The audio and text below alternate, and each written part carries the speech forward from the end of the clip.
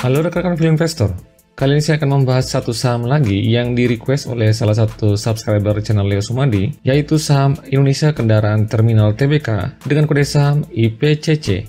Setelah melakukan analisa saham ini, saya menemukan potensi IPCC menjadi saham multibagger di sektor logistik. Nah, salah satu yang menjadi alasannya adalah karena IPCC merupakan satu-satunya terminal bongkar muat pelabuhan khusus kendaraan di Indonesia. Itu artinya IPCC seolah-olah memonopoli aktivitas ekspor dan impor untuk industri otomotif di tanah air. Nah, masih banyak lagi aspek-aspek penting dari bisnis IPCC yang berpotensi membuat sahamnya menjadi multibagger. Pada video ini saya juga akan menjelaskan fundamental kinerjanya saat ini maupun kinerja historinya, prospek bisnisnya ke depannya, serta valuasinya, dan juga latar belakang kenapa saham IPCC selalu turun terus setelah IPO-nya. Maka dari itu simak sampai habis video ini supaya Anda bisa mendapat informasi yang lengkap seputar saham IPCC ini. Tapi ingat, disclaimer on, jangan Anda membeli saham hanya karena Anda menonton video ini. Pastikan Anda sudah mempunyai preferensi yang tepat sesuai dengan profil risiko yang bisa Anda terima.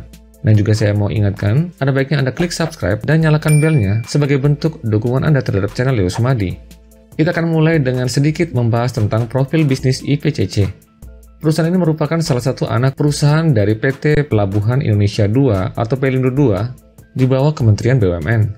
Seperti ini susunan kepemilikan saham IPCC sampai dengan video ini dibuat. PT Pelabuhan Indonesia II masih menggenggam kepemilikan mayoritas pada saham IPCC sebesar 71,28%. Disusul oleh PT Pelabuhan Indonesia Investama dengan 5,54%, lalu PT Multi Terminal Indonesia dengan 0,72%, lalu karyawannya juga memiliki 0,01% dan masyarakat atau publik menggenggam kepemilikan 22,45% terhadap saham IPCC. PT Indonesia Kendaraan Terminal Tbk (IPCC) merupakan perusahaan kendaraan terminal yang beroperasi di Tanjung Priok. Perusahaan memberikan layanan cargo dooring, stevedoring, receiving and delivery, vehicle processing center, dan equipment processing center. Berikut penjelasan dari masing-masing lini bisnisnya ini. Yang pertama untuk cargo dooring. IPCC Terminal menyediakan layanan operasi pemindahan kargo dari lapangan penumpukan dan gedung parkir menuju ke dermaga atau sebaliknya, baik di terminal internasional maupun domestik. Pelayanan cargo dooring ini dilakukan di dalam terminal dengan didukung oleh fasilitas lapangan penumpukan dan gedung yang luas. Layanan yang kedua yaitu stevedoring. IPCC Terminal menyediakan pelayanan operasi pembongkaran atau pemuatan kargo dari kapal ke dermaga dan sebaliknya, baik di terminal internasional maupun domestik. Dalam layanan stevedoring, IPCC Terminal memiliki pekerja yang berpengalaman, bersertifikat, memiliki produktivitas tinggi, dan standar pelayanan 125 per unit per kapal per jam, serta tanpa kerusakan dan kecelakaan. Layanan yang ketiga yaitu receiving and delivery. Pertama untuk receiving, IPCC Terminal menyediakan pelayanan operasi penerimaan dan pemeriksaan kargo yang dikirim dari pabrik kendaraan ke terminal internasional dan domestik yang dilakukan di area Central Facility. Pemeriksaan fisik unit kargo dikerjakan sebelum memasuki area penumpukan. Serah terima kargo pada pelayanan ini dimulai sejak selesai pemeriksaan di Central Inspection Facility hingga lapangan penumpukan yang telah disediakan. Lalu, IPCC Terminal juga menyediakan layanan operasi pengiriman dan pemeriksaan kargo yang diimpor dari negara lain untuk terminal internasional atau dikirim dari pulau lain di terminal domestik yang dilakukan di area Central Inspection Facility. Pemeriksaan fisik unit kargo dikerjakan sebelum keluar gate atau dikirim kembali ke pulau lain atau untuk diekspor ke negara lain. Nah, itu semua adalah layanan jasa yang ditawarkan oleh IPCC Car Terminal. Nah, berikutnya saya akan membahas fakta bahwa harga saham IPCC mengalami performa yang kurang bagus semenjak IPO. Pada tahun 2018, pada saat IPCC IPO, pada harga ketika itu 1.640 per lembar saham. Setelah itu harganya turun terus hingga saat video ini dibuat, harga saham IPCC terus terjerembab ke posisi 590 per lembar saham. Nah, jika kita cermati sebenarnya penurunan harga saham IPCC ini memang ada dasarnya atau alasan yang masuk akal, yaitu performa kinerja IPCC yang terus turun setelah IPO. Kita perhatikan pendapatan dan laba bersih IPCC terus mengalami tekanan dari tahun 2018, tepatnya pada akhir 2018, sampai dengan tahun 2020. Padahal kita perhatikan pada data yang lainnya, sebenarnya kinerja IPCC sebelum tahun 2018 terlihat konsisten naik setiap tahunnya. Kita perhatikan pendapatannya masih lumayan naik karena dari tahun 2015 yang sebesar 247 miliar, lalu kita perhatikan naik sampai dengan tahun 2016 314 miliar, tahun 2017 naik lagi ke 422 miliar, lalu naik lagi 2018 ke 521 miliar, dan terakhir di 2019 masih juga naik, tapi memang kenaikannya tipis ke level 523 miliar. Untuk laba bersihnya juga konsisten naik dari tahun 2015 yang sebesar 68 miliar, lalu naik lagi 2016 menjadi 98 miliar, 2017 130 miliar, dan naik lagi ke 2018 170 miliar. Nah, tapi pada tahun 2019-nya, laba bersihnya turun menjadi 135 miliar. Dan setelah itu turun lagi pada 2020 ini, malah IPCC menghasilkan kerugian. Tapi kalau kita analisa lagi sebab penurunan dari kinerja pada tahun 2019 dan 2020, kita bisa ketemu dua hal penting. Yang pertama untuk tahun 2019, waktu itu memang tahun yang penuh tantangan di saat Trump naik jadi presiden Amerika dan menabuh genderang perang dagang dengan Cina, bahkan juga sempat perang dagang dengan Eropa yang notabene adalah sekutunya. Waktu itu akibat dari perang dagang itu, ekonomi dunia sempat turun karena terjadi penurunan perdagangan dunia. Nah, salah satu yang terimbas paling berat waktu itu adalah kinerja ekspor dan impor. Hal ini juga yang terjadi di Indonesia, di mana ketika itu ekspor dan impor kendaraan kita turun dikarenakan adanya perang dagang tersebut. Hal inilah yang menyebabkan penurunan kinerja dari IPCC. Nah, untuk tahun 2020, kita semua tahu bahwa tahun ini adalah tahun yang tidak biasa. Pada tahun ini hampir semua aspek ekonomi terimbas dari adanya penyebaran COVID-19. Apalagi sebagai perusahaan jasa, kinerja IPCC sangat bergantung dari arus aktivitas ekonomi, khususnya arus logistik, kendaraan, dan suku cadangnya. Jika aktivitas ini dibatasi untuk mengurangi dampak penyebaran COVID-19, maka otomatis aktivitas pelayanan di terminal kendaraan milik IPCC juga akan berkurang, yang pada akhirnya akan menurunkan kinerja pendapatan dan laba bersihnya. Tapi saya percaya semuanya ini akan berlalu, COVID-19 akan berlalu, dan pada suatu saat ekonomi Indonesia akan kembali membaik. Pada saat itulah kinerja IPCC akan kembali membaik seperti halnya sebelum tahun 2018. Lalu penurunan harga sahamnya ini juga diakibatkan karena kinerjanya yang pada awal tahun 2021 ini masih terlihat kurang memuaskan.